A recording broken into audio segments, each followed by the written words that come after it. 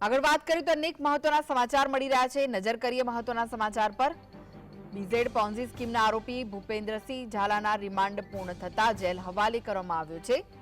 ભૂપેન્દ્રસિંહના remand પૂર્ણ થયા છે। સીઆઈડી ક્રાઇમે રિમાન્ડ પૂર્ણ થતા અમદાવાદ ગ્રામ્ય કોર્ટમાં રજૂ કર્યો હતો। તો ભૂપેન્દ્રસિંહ ઝાલા સામે છેતરપિંડીના કુલ 3 ગુના નોંધાયા છે। બીઝેડ પોન્ઝી સ્કીમના આરોપી ભૂપેન્દ્રસિંહ ઝાલાના રિમાન્ડ પૂર્ણ થતા તેને જેલ હવાલે કરવામાં આવ્યો હોવાના સમાચાર મળી રહ્યા છે। સીઆઈડી ક્રાઇમે રિમાન્ડ પૂર્ણ થતા અમદાવાદ ગ્રામ્ય કોર્ટમાં તેને રજૂ કર્યો હતો।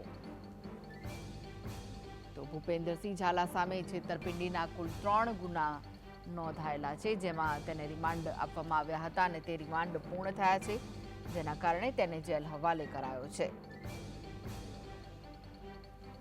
તો આ વિશે વધુ માહિતી માટે જોડાઈ ગયા છે સંવાદદાતા ધવલ। ધવલ, શું છે વધુ વિગતો?